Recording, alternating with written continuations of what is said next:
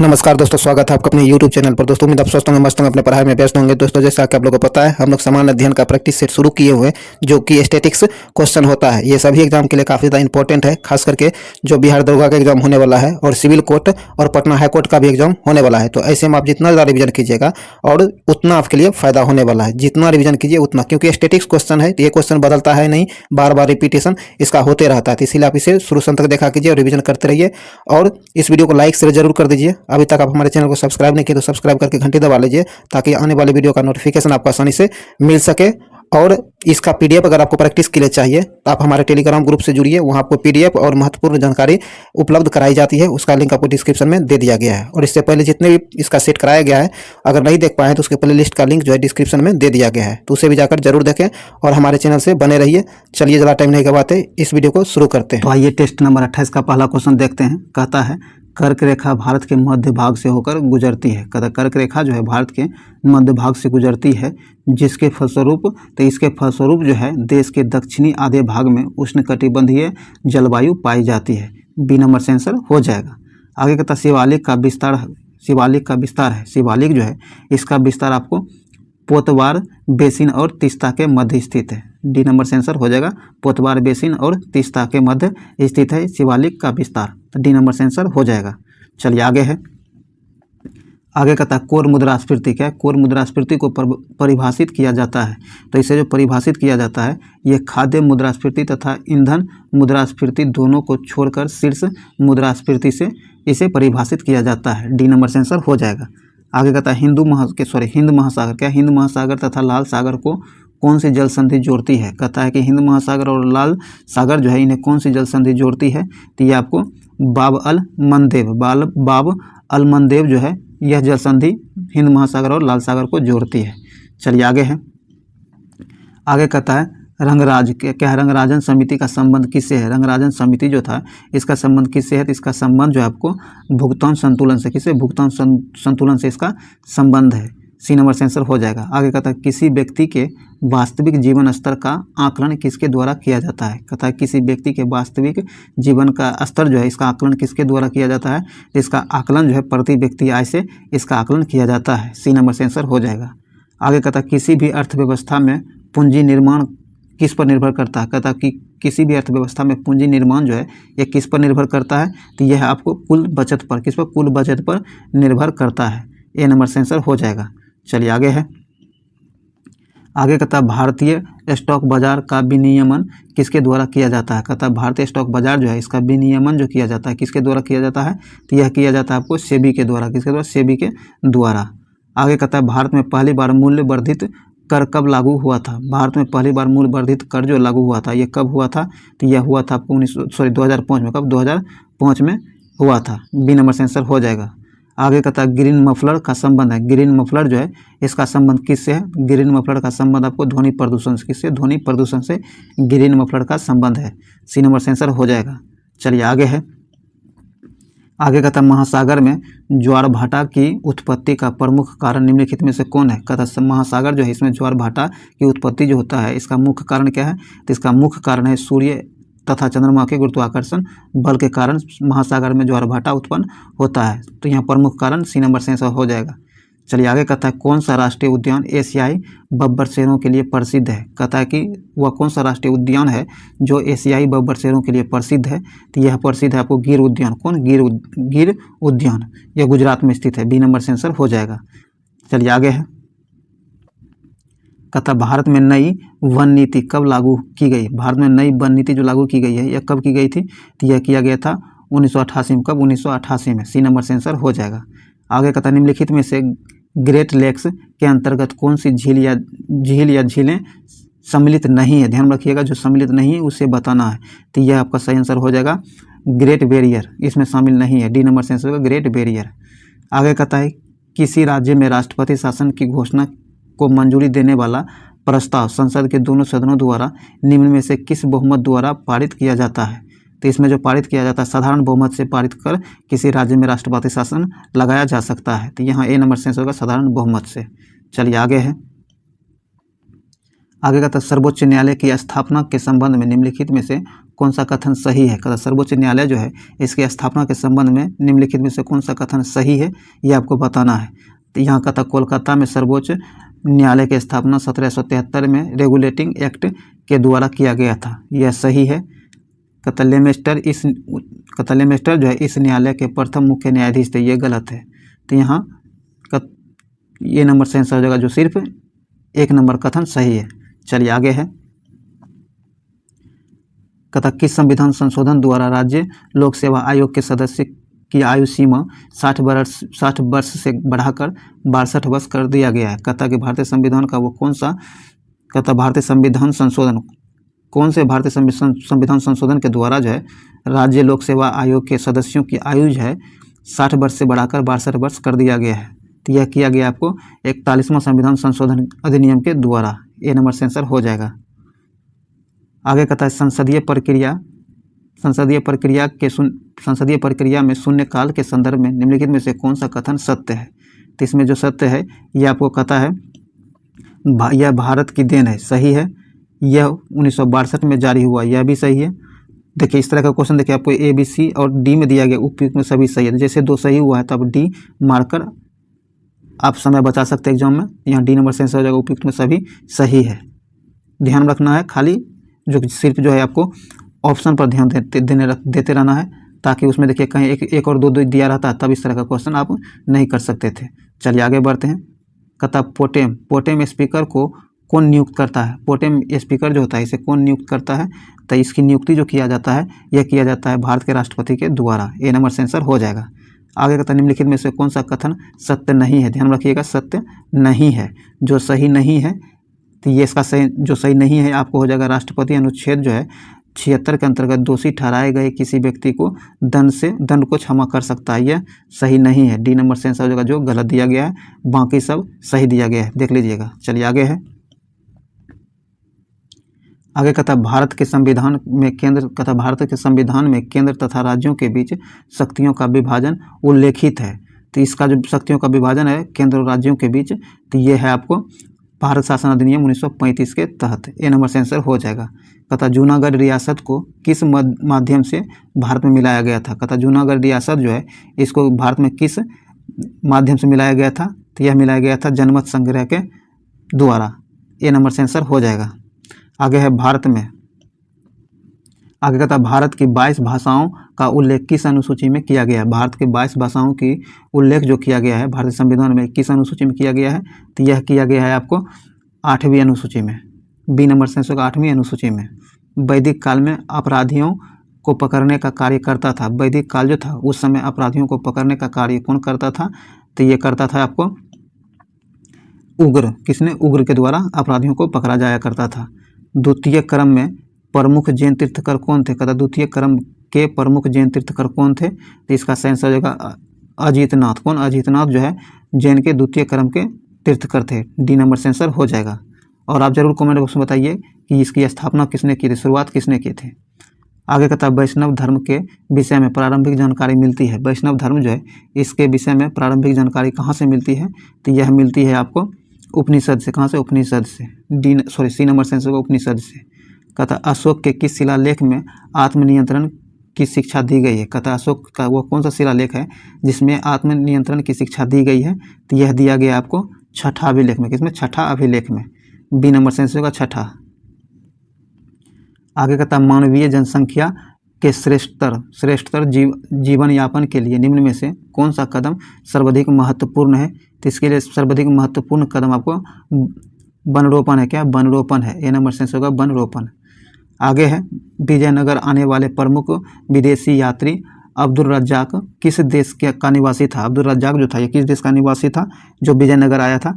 इसका सही आंसर हो जाएगा आपको, यह फारस के रहने वाले थे, बी नंबर से आंसर होगा फारस। चलिए आगे है। कहता अकबर ने हरमदल, कहता अकबर जो है हरमदल से अपने को पूर्णतः मुक्त कब किया था। कहता अकबर जो है हरमदल से अपने आप को पूर्णतः मुक्त कब किया था। तो यह किया था आपको 1562 में। कब, 1562 में, बी नंबर से आंसर हो जाएगा। चलिए आगे है। आगे कहता प्रथम कर्नाटक युद्ध किस संधि के साथ समाप्त हुआ है? प्रथम कर्नाटक युद्ध जो हुआ है यह किस संधि के साथ समाप्त हुआ है? तो यह समाप्त हुआ है आपको एलासापल की संधि से। एलासापल की संधि से समाप्त हुआ है कर्नाटक का प्रथम युद्ध। आगे कहता है प्रथम आंग्ल बर्मा युद्ध निम्न में से किसके समय में लड़ा गया था? प्रथम आंग्ल बर्मा युद्ध जो है यह किसके समय में लड़ा गया था? तो यह लड़ा गया था लॉर्ड एमहर्स्टन के समय में। लॉर्ड एमहर्स्टन के समय में लड़ा गया था। ए नंबर सेंसर हो जाएगा।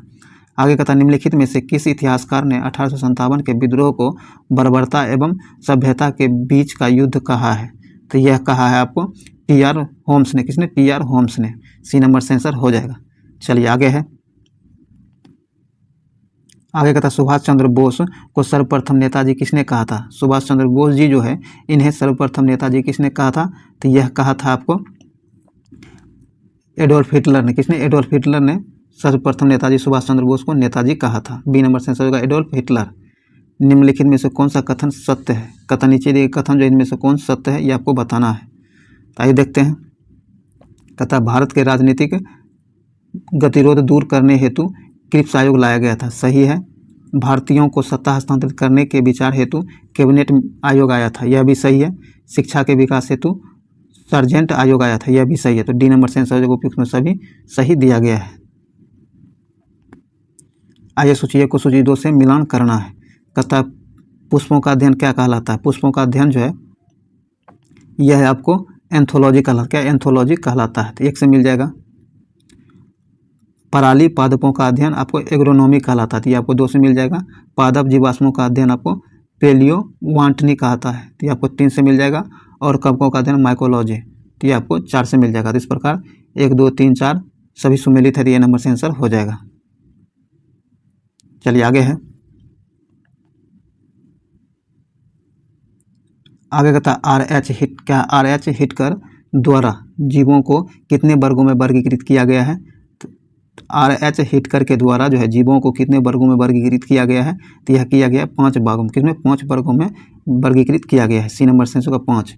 आगे कहता है बर्फ पर उगने वाले शैवाल को क्या कहा जाता है? बर्फ पर उगने वाले शैवाल को क्या कहा जाता है? तो ये आपको क्रिप्टोफाइट्स। क्या? क्रिप्टोफाइट्स कहा जाता है। ए नंबर सेंस होगा क्रिप्टोफाइट्स।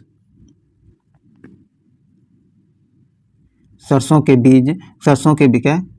बीज के अपसर में क्या मिश्रक के रूप में सामान्यतः निम्नलिखित में से किसे प्रयोग में लाया जाता है? तो ये प्रयोग में लाया जाता है आर्जिमिमोन के बीज का प्रयोग किया जाता है। ए नंबर सेंसर हो जाएगा। निम्नलिखित में से किस विटामिन की कमी से किलोसिस रोग होता है? कहता निम्नलिखित में से कौन सा विटामिन है जिसके कमी से किलोसिस नामक रोग होता है?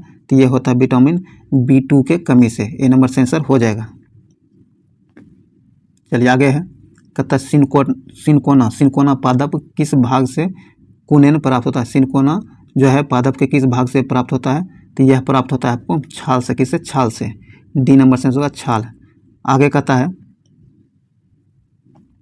निम्न में से कौन सा पादप हार्मोन छोटी आंत में स्रावित होता है? कहता निम्नलिखित में से वो कौन सा पादप हार्मोन है जो छोटी आंत में स्रावित होता है? तो ये होता है आपको उपयुक्त में सभी सही आंसर हो जाएगा। ये सारे के सारे पादप हार्मोन जो है आपको छोटी आंत में स्रावित होता है।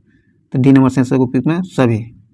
कांच का लाल रंग निम्नलिखित में से किसके कारण होता है? कांच का लाल रंग जो होता है निम्नलिखित में से किसके कारण होता है? तो ये क्यूपरस लवण के कारण। किसके? क्यूपरस लवण के कारण कांच का रंग लाल होता है। सी नंबर से आंसर हो जाएगा। आइए अब सूची 1 को सूची 2 से मिलान करना है। कहता यूरेनियम का समस्थानिक। तो यूरेनियम का समस्थानिक आपको नाभिकीय ईंधन में मिल जाएगा। तो ये आपको 4 से मिल जाएगा। और उसके बाद कोबाल्ट आपको कैंसर के उपचार से मिल जाएगा। कैंसर के उपचार, हाँ ठीक है। उसके बाद आयोडीन मिल जाएगा आपको गलकांड से। और रेडियम मिल जाएगा द्वितीय कैंसर से। 3 से मिल जाएगा। तो इस प्रकार आपको 4 1 2 3 बी नंबर यहाँ से आंसर हो जाएगा। चलिए आगे है। आवर्त सारणी के किस समूह को उत्कृष्ट गैसों का समूह कहते हैं? कहता आवर्त सारणी का वो कौन सा समूह है जिसे उत्कृष्ट गैसों के समूह के नाम से जाना जाता है? तो यह जाना जाता है समूह 18 को। किसको? समूह 18 को। आगे कहता है सिल्वेनाइट निम्न में से किस धातु का अयस्क है? सिल्वेनाइट जो है ये किस धातु का अयस्क है? तो गोल्ड का। किसका? गोल्ड का अयस्क है सिल्वेनाइट। सी नंबर सेंस होगा गोल्ड का। जी, जिसे गुरुत्वानियतांक कहा जाता है के संबंध में कौन सा कथन सही नहीं है? ध्यान रखिएगा, सही नहीं है। तो जो सही नहीं है आपको कहता है यह एक सदिश राशि होता है, यह सही नहीं है, यह एक आपको अदिश राशि होता है। बी नंबर सेंसर हो जाएगा जो गलत दिया गया है। आगे कहता है निम्न में से कौन सा अनुप्रस्थ तरंग का उदाहरण है? अनुप्रस्थ तरंग का उदाहरण कौन है निम्न में से? तो ये आपको भूकंपीय तरंगों में जो होता है, भूकंपीय तरंगों में एस तरंगेज होता है, ये अनुप्रस्थ तरंगे का उदाहरण है। ए नंबर सेंसर हो जाएगा। चलिए आगे है। आगे कहता निम्नलिखित में से किस चुंबकीय तरंग का उपयोग नाभिकीय अभिक्रिया तथा कृत्रिम रेडियो सक्रियता में किया जाता है? निम्नलिखित में से वो कौन सा चुंबकीय तरंग है जिसका उपयोग नाभिकीय अभिक्रिया तथा कृत्रिम रेडियो सक्रियता में किया जाता है? तो यह किया जाता है गामा किरणों का। किसका? गामा किरण का। आगे है प्रकाश की किरण को प्रिज्म से गुजारने पर, प्रकाश की किरण जो है इसे प्रिज्म से गुजारने पर निम्नलिखित में से किस रंग का विचलन सर्वाधिक होता है? तो इसमें सर्वाधिक विचलन जो होगा यह होगा बैगनी रंग का। किसका? बैगनी रंग का। सी नंबर सेंसर होगा बैगनी रंग का। चलिए आगे बढ़ते हैं दोस्तों। जो भी वस्तुनिष्ठ प्रश्न था स्टैटिक्स का वो समाप्त हुआ है। उम्मीद है आपको ये उपयोगी लगा होगा। अगर आपको उपयोगी लगा तो इसे लाइक से जरूर कीजिए, अभी तक नहीं शेयर किए हैं तो। और आइए अब हम लोग कुछ स्मरणीय तथ्य देख लेते हैं। कथा गवर्नर जनरल और वायसराय के बारे में देखते हैं। कथा बंगाल का प्रथम गवर्नर आपको रॉबर्ट क्लाइव था। कौन? रॉबर्ट क्लाइव था प्रथम गवर्नर बंगाल का। ध्यान रखिएगा, बंगाल का प्रथम गवर्नर रॉबर्ट क्लाइव और अंतिम वारेन हेस्टिंग्स था। और बंगाल का गवर्नर जनरल वारेन हेस्टिंग्स था प्रथम, और अंतिम जो था लॉर्ड विलियम बेटिंग था। कौन? लॉर्ड विलियम बेटिंग जो था अंतिम बंगाल का गवर्नर जनरल था। भारत का प्रथम, ध्यान रखिए, भारत का प्रथम गवर्नर जनरल जो था ये आपको लॉर्ड विलियम बेंटिंग थे, और अंतिम गवर्नर जनरल भारत के लॉर्ड कैनिंग थे। भारत का प्रथम वायसराय लॉर्ड कैनिंग थे और अंतिम लॉर्ड माउंटबेटन थे। भारत का जो है भारत का प्रथम भारतीय वायसराय सिराजगोपालाचारी थे, और अंतिम भी सिराजगोपालाचारी ही थे। ध्यान बार ये आपको एग्जाम में बहुत बार रिपीट इसका हो चुका है, क्योंकि प्रथम और अंतिम है तो ये बार बार, और आप कन्फ्यूजन नहीं दीजिएगा। बंगाल का गवर्नर और भारत का गवर्नर जनरल दोनों में ध्यान दीजिएगा। चलिए आगे बढ़ते हैं। कहता भारत में द्वैत शासन व्यवस्था की शुरुआत किया था। भारत में द्वैत शासन की व्यवस्था आपको रॉबर्ट क्लाइव के द्वारा शुरू किया गया है। मुगल सम्राट शाह आलम द्वितीय एवं अंग्रेजों के मध्य इलाहाबाद की संधि आपको 12 अगस्त 1765 ईस्वी में हुआ है। कब? 12 अगस्त 1765 ईस्वी में। रॉबर्ट क्लाइव ने बंगाल तथा बिहार के रॉबर्ट क्लाइव जो है बंगाल तथा बिहार के लिए उप दीवान क्रमशः किसे नियुक्त किया था? तो बंगाल के लिए मोहम्मद रजा खान को और बिहार के लिए राजा सिताव राय को नियुक्त किया था। आगे है, भारत में द्वैत शासन व्यवस्था को समाप्त किया था। भारत में द्वैत शासन व्यवस्था को समाप्त किया था वारेन हेस्टिंग्स ने। द्वैत शासन व्यवस्था लगाया था रॉबर्ट क्लाइव ने और समाप्त किया था वारेन हेस्टिंग्स ने। ध्यान रखिएगा, इसने सुरक्षा कोष्ठ की नीति का प्रतिपादन भी किया था। किसने? वारेन हेस्टिंग्स ने। आगे कहता है इसने मुगल सम्राट को मिलने वाले वार्षिक पेंशन को भी बंद किया था। वारेन हेस्टिंग्स ने ही बंद किया था। आगे कहता है इसी के समय में पिट्स इंडिया एक्ट 1784 पारित हुआ था। इसी के समय में बोर्ड ऑफ रेवेन्यू की स्थापना भी की गई थी, और इसी के समय में 1784 ईस्वी में सर विलियम जोन्स द्वारा the Asiatic Society of Bengal की स्थापना किया गया था। इसने कलकत्ता में प्रथम मदरसा जो कि 1781 ईस्वी में स्थापित किया गया था। इसी के समय में जोनाथन डंकन ने बनारस में संस्कृत विद्यालय की स्थापना 1782 ईस्वी में किया था। भारत में नागरिक सेवा का जनक माना जाता है लॉर्ड कॉर्नवालिस को। किसे? लॉर्ड कॉर्नवालिस को भारत में नागरिक सेवा का जनक माना जाता है। 1793 ईस्वी में अस्थायी बंदोबस्त को लागू लॉर्ड कॉर्नवालिस ने ही किया था। बहुत बार एग्जाम में रिपीट इसका हो चुका है, ध्यान में जरूर रखिएगा। और आगे कहता है भू राजस्व वसूलने हेतु रैयतवाड़ी व्यवस्था को लागू किया गया था। ये कर्नल रीड के द्वारा, किसके द्वारा? कर्नल रीड के द्वारा भू राजस्व वसूलने हेतु रैयतवाड़ी व्यवस्था को लागू किया गया था। आगे भू राजस्व वसूलने हेतु महलवाड़ी व्यवस्था को लागू किया था। तो आपको हॉल्ट मैकेंजी, किसने? हॉल मैकेंजी ने किया था। हॉल्ट मैकेंजी ने। ध्यान रखिए कि काफ़ी ज़्यादा इंपॉर्टेंट सेशन था, जो कि सभी एग्जाम में इसका रिपीटेशन होते रहता है। स्टैटिक्स है तो रिपीटेशन होना तय है और होता ही रहा है, इसीलिए आप इसे मिस नहीं किया कीजिए, शुरू से अंत तक देखा कीजिए। और अभी तक पूरा देखें तो इसके लिए आपको बहुत बहुत धन्यवाद। और इसे लाइक शेयर जरूर कर दीजिए। अभी तक चैनल सब्सक्राइब नहीं तो सब्सक्राइब करके घंटी दबा लीजिए और ऑल नोटिफिकेशन जरूर सेलेक्ट कर लीजिए ताकि आने वाले वीडियो का नोटिफिकेशन आपको आसानी से मिल सके। और आप हमारे टेलीग्राम ग्रुप से भी जुड़ें जहां आपको महत्वपूर्ण जानकारी और PDF नोट्स अवेलेबल कराए जाते हैं, तो इसलिए आप इसे जरूर ज्वाइन करें, जिसका लिंक डिस्क्रिप्शन में दे दिया गया है। और इससे पहले जितने भी इसका वीडियो हुआ है नहीं देख पाए तो उसके प्लेलिस्ट का लिंक भी डिस्क्रिप्शन में मिल जाएगा, उसे भी जाकर जरूर देखें। तो चलिए इस वीडियो को यहीं समाप्त करते हैं, मिलते हैं अगले वीडियो में, तब तक के लिए जय हिंद।